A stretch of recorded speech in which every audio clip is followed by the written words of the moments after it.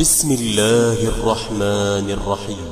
إذا زلزلت الأرض زلزالها وأخرجت الأرض أثقالها وقال الإنسان ما لها يومئذ تحدث أخبارها بأن ربك أوحى لها يومئذ يصدر الناس أشتاتا ليروا أعمالهم فمن يعمل مثقال ذرة خيرا يره ومن يعمل مثقال ذرة شرا يره.